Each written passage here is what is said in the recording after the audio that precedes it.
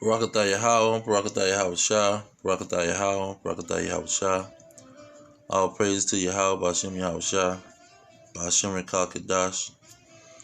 Now, it's about that time for Yahweh Shah to bring out the rod of iron on these nations.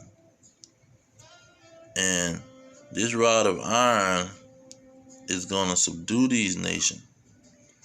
And see, these prophecies are going to come true. These prophecies have been declared and made manifest, and the Most High do not change, and the Most High do not lie. Now let's go into one of the probably first prophecies in Psalms chapter 2. Let me highlight these. It said, "Ask of me, and I shall give thee the heathen for your inheritance, and the uttermost parts of the earth for your possession." See, the heathen. Verse 9, "You shall break them with a rod of iron. Thou shalt dash them into pieces like a potter's vessel." Them. Okay, now let's get the second one is in Revelation. We're gonna go, let me do the New Old Testament, then the New Testament. Okay, chapter 2, 26 and 27. And he, if verse 26, "And he that overcometh and keepeth my works until the end, to him will I give power over the nations." 27, "And he shall rule them with a rod of iron, as the vessels of a potter shall they be broken in the shivers."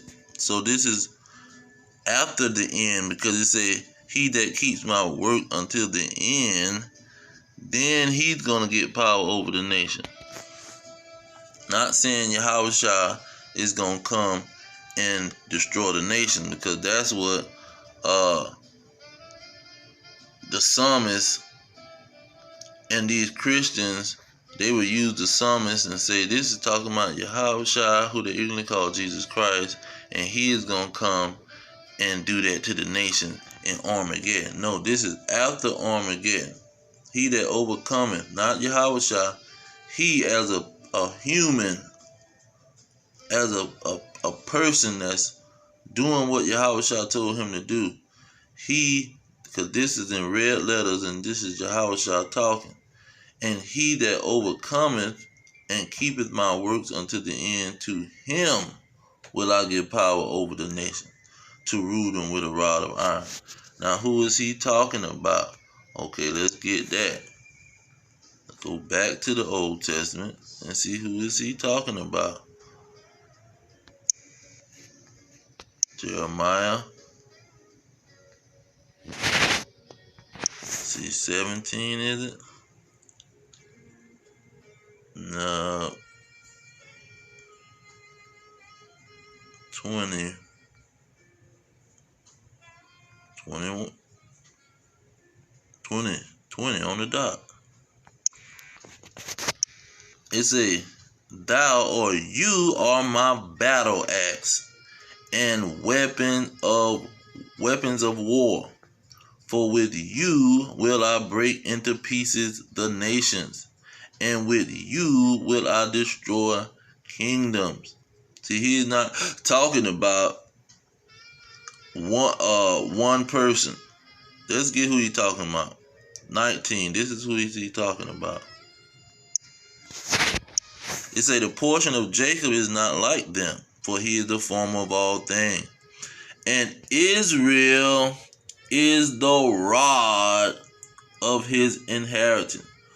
He's gonna break them to pieces with the rod of iron. Now, he's saying that Israel is that rod. Now look at, let me get Micah. Israel is that rod. Okay, let me get Micah. Micah 4 and 12. Look at what it says. It says, well, 13. 13. Look at what it says. It says, arise and thrust, O daughter of Zion, for I will make your horn iron. See? The rod of iron. Israel is that rod, and the daughter of Zion, the children of Israel, is going to be made iron. And what is this rod of iron going to do? I will make thy hoofs brass, and thou shalt beat in pieces many people. See, this is who going to be beating people to many pieces. And it gave an example, but I think I'm going to just go ahead to my next one in Zechariah. Let's get Zechariah chapter 12, verse 2 or 3, Salakia. It says, and in that day will I make Jerusalem a burdensome stone for all people. And that burden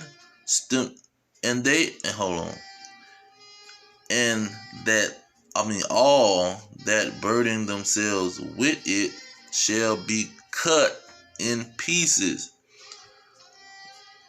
Though all the people of the earth be gathered together against it. So this rod of iron, the nation of Israel, because he said he's going to make them their horn, their kingdom, iron. And Israel is going to be the rod of his inheritance. So they're going to be the rod. They're going to be the iron. And this rod of iron is going to break into pieces these people. Okay, then you have, let's see,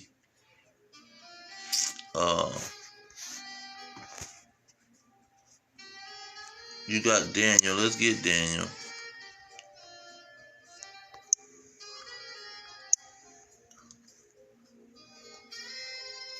Daniel 44. 44 say he gonna set up a kingdom. Let me read the whole thing. In the days of those kings shall the God of heaven set up a kingdom which shall never be destroyed, and the kingdom shall not be left to other people. See, it's going to the Israelites who those prophecies was prophesied to go to. It say, but it shall break in pieces and consume all these kingdoms, and it shall stand forever. 45 gives you the same situation, but it talks about the iron. It say, for as much as you saw is that the stone was cut out of the mountain without hands. See, that's talking about Zechariah. And that it break in pieces the iron, the brass, the clay, the silver, the gold. And God hath made it known to the king what shall come to pass hereafter. So, the stone is going to be the nation of Israel. And the nation of Israel is going to break the other nation into pieces. Let me go to Daniel 7. Because it tells you that. It say, but the saints, meaning the Israelites of the Most High, shall take the kingdom and possess the kingdom forever, even forever and ever. see, what's the other one I got? Let's see here. Revelations. Let's see.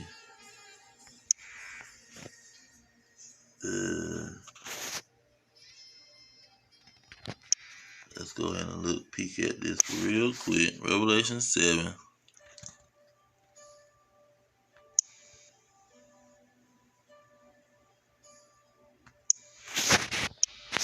It said, I heard a number of them which were sealed, and there were sealed 144,000 out of all the tribes of the children of Israel. See, these are gonna be the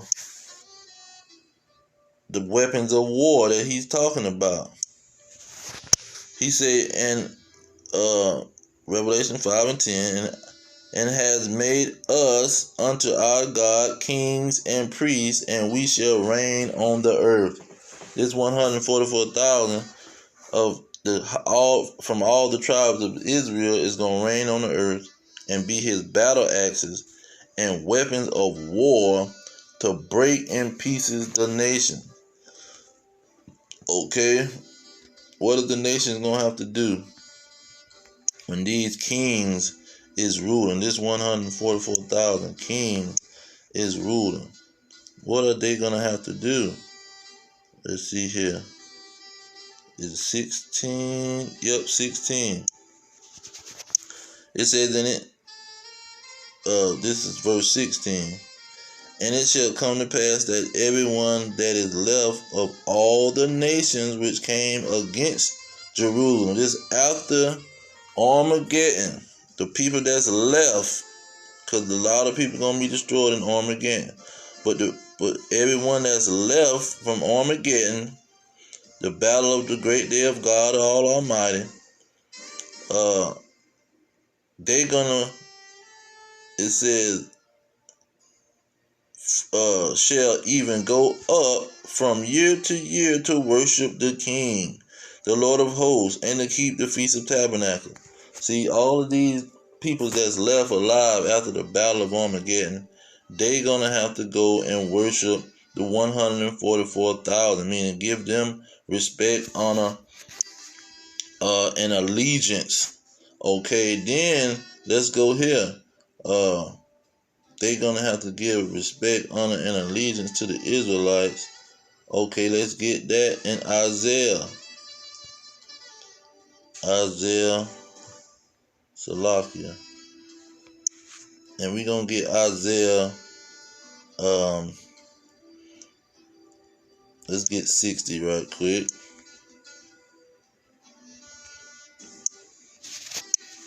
60:14, it say, and the sons also of them that afflicted thee, see, the children of the people that afflicted the Israelites or came against Jerusalem, shall come bending unto thee. See, they're going to have to come to Jerusalem year after year.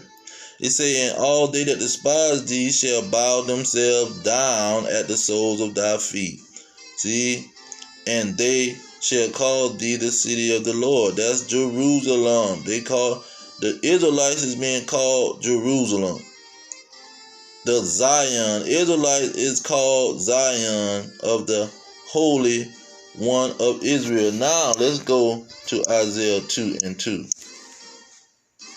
It says, it's highlighted.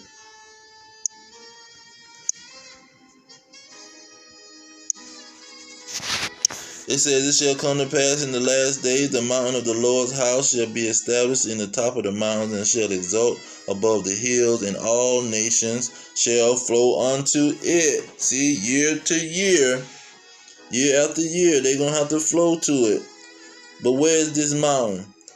Verse 3, it says, and many people shall go and say, come ye, let us go up to the mountain of the Lord, to the house of the God of Jacob. He will teach us of his ways. We will walk in his paths.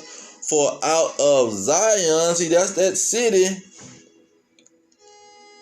the sons of the heathen that's participated in putting the children of Israel in the captivity multiple times, in the slavery multiple times.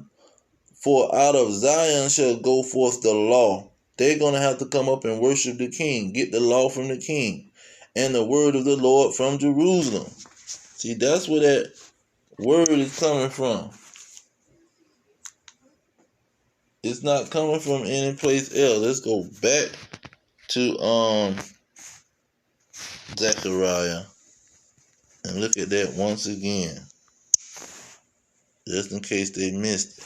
And it shall come to pass that everyone that is left of all the nations which came against Jerusalem, see, left after Armageddon, after the end of these kings, like Daniel said, they're going to have to go up from year to year to worship the king. Now let's go back to Isaiah 60. It say, the sons of them that afflicted thee shall come bending down unto thee, and all they that despise thee shall bow themselves down at the soles of thy feet, and they shall call thee, they shall call you, who they bowing down to, the city of the Lord, Zion, Jerusalem, Zion, the Holy One of Israel, the Zion of the Holy One of Israel. See, this is what's going to go on. And so these individuals don't understand what's being said.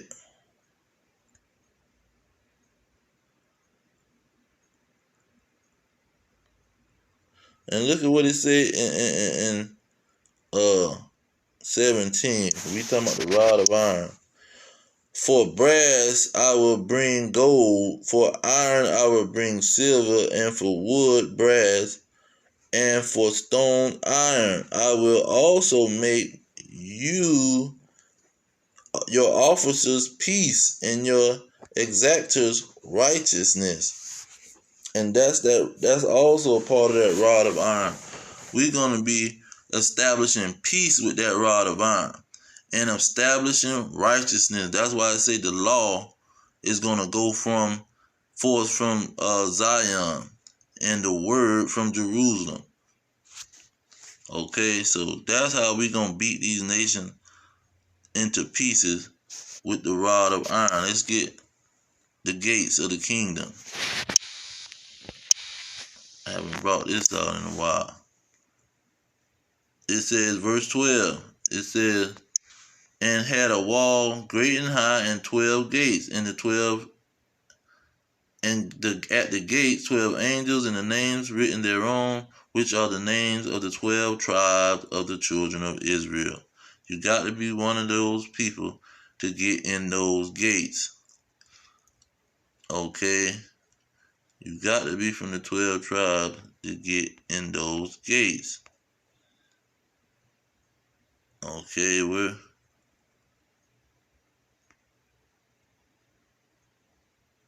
look at what it says here in 24. It says, and the nations of them which are saved shall walk in the light of it, and the kings of the earth do bring their glory and honor into it.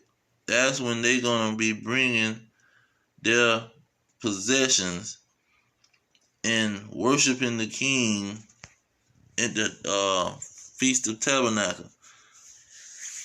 And Zechariah went on to say, if they don't come, then that rod of iron going to come out again, and they not going to get rain in their land. It's going to be a punishment for them. So everybody is not going to be equal in the kingdom. The Israelites is going to be the rulers and the kings and the priests, and they're going to have that rod of iron. And I'm going to leave it there. All praises to Yahweh, B'Shem Yahweh Shah, B'Shem Kakadash. Double honors pushing the truth. Double honors to the elders pushing the truth. Peace to the elect, the black, Hispanics, and Native American descendants of slaves scattered around the globe. Our kingdom is at hand. Shalom.